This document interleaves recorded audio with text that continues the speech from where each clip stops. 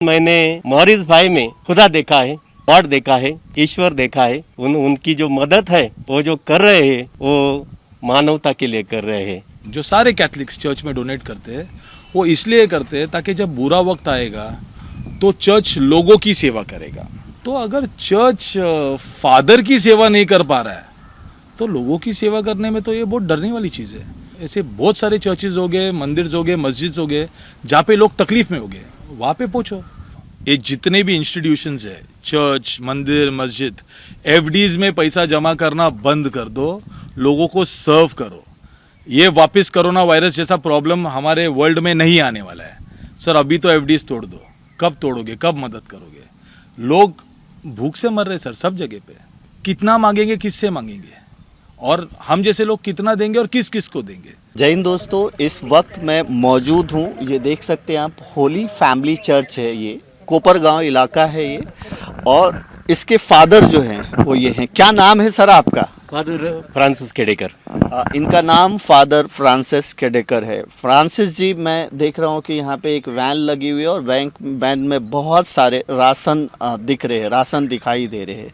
और अभी मैंने चर्च की जो हालत देखी वो तो देखी ही। तो ये राशन क्यों आया है यहाँ पे, किसने लाया है, क्या बताएंगे आप? आज के दिन हमारे मेहमान जो मुंबई से आए हैं और उनमें से हमारे जो भाई है मॉरिस भाई, मॉरिस भाई के साथ में जो उनके दोस्त लोग हैं, ये एक बार पिछले हफ्ते मेरे तरफ आके गए आणि उन्होंने ये देखा, चर्च लोग देखे और वो मुझे बोले कि ये लोग गरीब है, उनको अनाज की ज़रूरत है। लेकिन आज मुझे ऐसा लगता है मॉरिस भाई ये पूरा सामान वो मुझे बोले कि फादर ये लॉकडाउन में आपका क्या हाल है, आप कैसे रहते हो, आपका ख्याल कौन करता है। और उस वजह से उन्होंने ये पूरा सामान आप देख रहे हैं, 2 बरस चलेगा, 2 बरस चलेगा, वो खुद मेरे लिए दिया है। मैं तहे दिल से उनको धन्यवाद देता है। मैं उनसे बोल रहा था और वो मुझे बोले कि मदर मेरी और मदर तेरेसा उनके रोल मॉडल हैं और वो मॉडल के मुताबिक वो आज का एक काम कर रहे हैं। मुझे बहुत खुशी हो रही है कि हम बहुत लोगों से बोलते हैं, पूछते हैं, लेकिन लोग ऐसे सामने आके मदद नहीं करते। लेकिन मैंने मॉरिस भाई में खुदा देखा है, गॉड देखा है, ईश्वर देखा है। उनकी जो मदद है वो जो कर रहे हैं वो मानवता के लिए कर रहे हैं। दोस्तों, एक फादर का ये कहना बहुत बड़ी बात हो जाती है कि अगर एक फादर एक इंसान को कहे कि मॉरिस में मैं खुदा को देखता हूँ, गॉड को देखता हूँ, मॉरिस में एक अच्छे इंसान को देखता हूँ, तो ये बहुत बड़ी बात हो जाती है। मॉरिस फादर ने तो आपको, चूँकि ये इतने अच्छे फादर के मुंह से अगर ऐसा सुनने को मिले कि मॉरिस के रूप में मैं गॉड को देखता हूँ, खुदा को देखता हूँ, तो इससे बड़ा कोई उपाधि नहीं हो सकता। अगर फादर ऐसा बोलते हैं, चर्च के फादर ऐसा बोलते हैं, आप यहाँ पे आए, मुझे भी ये देख के बहुत अच्छा लग रहा है कि आप जैसे लोग हैं कि आपने इसके पहले आके देखा और फादर की तकलीफ़ को समझा। फादर ने ऐसा तो नहीं कहा होगा कि आप मुझे इतना सारा ला करके दे दो, लेकिन ये आप ले करके आए। कैसा महसूस करते हैं, क्या लगता है ऐसा काम करके आपको? सर देखो, मैं यहाँ पे कुछ 4 या 5 दिन पहले आया था, तो तभी फादर ने मुझे बोला था कि यहाँ पे बहुत लोग हैं जिनके पास राशन नहीं है, बहुत गरीब लोग हैं जिनके पास राशन नहीं है। तो मैं मुंबई से आया यहाँ पे, मैंने यहाँ पे राशन बांटा। राशन बांटने के टाइम पे जो मैंने देखा कि यहाँ की दीवार है जिसका सब टूटा हुआ है, चर्च की हालत बहुत ख़राब है। और मैंने फादर को एक सवाल पूछा, बोला फादर आप चला कैसे रहे हो?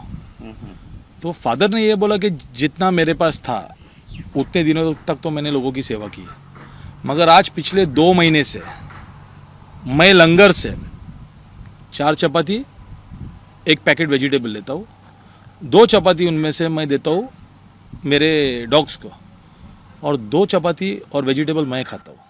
दोस्तों मैं रोकना चाहूँगा, ये सुनने में एक सिहरन जैसा लग रहा है मुझे। ये सुन के बहुत सिहरन जैसी लग रही है। मैं अपने दुख को ये सुन के नहीं व्यक्त कर पा रहा हूँ कि एक चर्च के फादर हैं और उनको अगर लंगर का खाना खाना पड़ रहा है, वो भी इस तकलीफ़ से, तो वो अपने आप में मैं इसको बयान नहीं कर सकता। मैं मॉरिस से ही जानता हूँ कि उसके बाद उनको क्या रिएक्ट हुआ और क्या कहेंगे मॉरिस। देखो, हम लोग को जो बचपन से सिखाया जाता है स्कूल में, चर्च में, कि हम लोग सब जो चर्च में डोनेट करते हैं, जो सारे कैथलिक्स चर्च में डोनेट करते हैं, वो इसलिए करते हैं ताकि जब बुरा वक्त आएगा तो चर्च लोगों की सेवा करेगा। तो अगर चर्च फादर की सेवा नहीं कर पा रहा है तो लोगों की सेवा करने में तो ये बहुत डरने वाली चीज़ है। और मैं तो ये वीडियो भी इसलिए कर रहा हूँ ताकि लोग देखें। देखो, हम जहाँ पे रहते तो बड़े बड़े चर्चेज है, बहुत सारे डोनेशंस आते हैं, हर हफ्ते में डोनेशंस आते हैं, सब सर्वाइव करते हैं। हर मंदिर में बड़े बड़े डोनेशंस जाते हैं, हर मस्जिद में डोनेशंस जाते हैं। मैं बोलता हूँ छोटी छोटी जगहों पे जहाँ पे डोनेशंस नहीं पहुँच रहे हैं, सर यहाँ पे ध्यान देना बहुत ज़रूरी है। तो इधर तक तो मैं पहुँच गया हूँ। ऐसे बहुत सारे चर्चेज हो गए, मंदिर हो गए, मस्जिद हो गए, जहाँ पे लोग तकलीफ़ में हो गए, वहाँ पे पहुँचो। और हर एक इंसान अगर 3-4 लोगों की मदद करेगा सर ये प्रॉब्लम 100% ख़त्म हो जाएगी। करो सर, एफडीज तोड़ने का टाइम आ गया है सर, बहुत ज़रूरी है सर। तो क्या मॉरिस ने अपनी एफडी तोड़ दी है क्या? क्योंकि मॉरिस करीबन जो है 88 दिन से जो है जितना मुझे पता है कि मॉरिस कंटिन्यू इसी तरह से सेवा दे रहे हैं। तो मॉरिस ने अपनी एफडी तोड़ दी है या फिर इस फंड का राज क्या है? लोग ऐसा पूछने लगे हैं कि यार एक आदमी इतने दिन तक कैसे सेवा कर सकता है, कैसे कंटिन्यू सेवा कर सकता है? तो इसका राज क्या है? वो एफडी कौन सी है जिसको आपने तोड़ा है? सर, रोज़ सवेरे 4:30-5 बजे मेरे दरवाजे पे एक बुज़ुर्ग आदमी नॉक करता है। सर, जब भी दरवाज़ा खोलता हूँ वो कम से कम एक 20-25 ऊँट के साथ में खड़ा होता है और हर एक ऊँट के ऊपर सर ये सारी गोनियाँ भरी होती है राशन की। सर, मैं रोज़ वो लेता हूँ, रोज़ मैं लोगों को देता हूँ। सर, अभी या तो आने का बंद कर दे सर, नहीं तो मैं सेवा बंद नहीं कर पाऊँगा सर। तो यानी मॉरिस के पास जो एफडी है वो कुछ अलग ही है और वो हर रोज़ आता है। तो यानी मॉरिस ने इस बात को भी टाल दिया और मॉरिस ने एक अलग टाइप का जवाब दे दिया, क्योंकि ऊँट का ज़माना तो अभी नहीं है। अगर वो कार वगैरह कहते तो मुझे यकीन भी होता। तो ऊँट का ज़माना नहीं है, लेकिन वो इसका राज नहीं बताना चाहते। लेकिन मैं ऐसी कामना करता हूं कि मॉरिस को जिस सोर्स से भी जो है मदद आती है ऊपर वाले के ज़रिए, या जिस सोर्स से भी उनके पास पैसे आते हैं, और भी ढेर सारे पैसे आए, ताकि मॉरिस इन जैसे और भी चर्च अगर कोई हैं और भी कोई और लोग जिनको मदद की ज़रूरत है वहां तक वो मदद पहुंचा पाएँ। Thank you so much. दोस्तों, ये एक इत्तेफाक है कि मॉरिस से मैंने एक सवाल पूछा था कि आपके पास इतने मदद कहाँ से आते, इतने पैसे कहाँ से आते जो आप जो है लोगों की मदद करते पहुँच जाते हैं। तो उन्होंने कहा कि हमारे घर पे रोज़ सुबह सुबह ऊँट आता है और वो हमें मदद कर रहा है। तो देखिए, मैं चर्च से निकला हूँ, ये क्वेश्चन ही किया और चर्च से निकला हूँ और मॉरिस के साथ, और अचानक ये 2 ऊँट आते हुए दिखे जिसने हमारी गाड़ी को मजबूर कर दिया, गाड़ी हमें रोक करके मॉरिस के साथ जो है बात करने के लिए। मॉरिस, आपने तो ये बात मस्ती में की थी, लेकिन तो ये तो सही माने में देखिए शिरडी के रास्ते में यानी ऊँट दिख गया। क्या बोलेंगे मॉरिस? दादा, मैं तो एक ही बात बोलूँगा कि इस धरती पे, मतलब शिरडी की धरती पे, बाबा ने शायद लिखा हुआ था कि जब मैं सेवा करूँगा तभी यहाँ पे आ पाऊँगा, शिरडी पे आ पाऊँगा दादा के, और बाबा के दर्शन हो जाएंगे। और देखो ना, ये तो सच हो गया सर। दोस्तों, ये बहुत बड़ी बात है, ये मुझे मिराकल जैसा लग रहा है। हमने सोचा भी नहीं था कि ये जो शिरडी में हमें ऊँट कहाँ मिलेगा। अब ये देखिए, ये शिरडी में 2-2 ऊँट, और ये मतलब मेरे लिए भी अनबिलीवेबल है। थोड़ी देर पहले मैंने मॉरिस से बात किया तो बोले रोज़ ऊँट आते हैं और हमारे राशन दे करके हमको जाते हैं और वही राशन हम बांटते हैं। और ये 2-5 किलोमीटर भी हम लोग नहीं आए और हमें 2 ऊँट जो है आते हुए दिखे।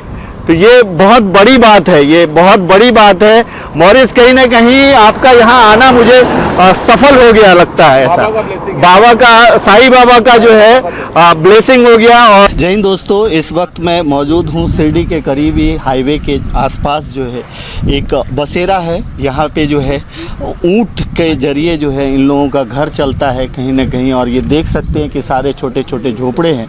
मॉरिस नरोना जी के साथ मैं गुजर रहा था और इनकी ये नज़र पड़ी तो उसके बाद उन्होंने देखा और उन्होंने पूछा कि यहाँ कितने परिवार रहते हैं, तो इन लोगों ने बताया यहाँ पे 12 परिवार रहते हैं।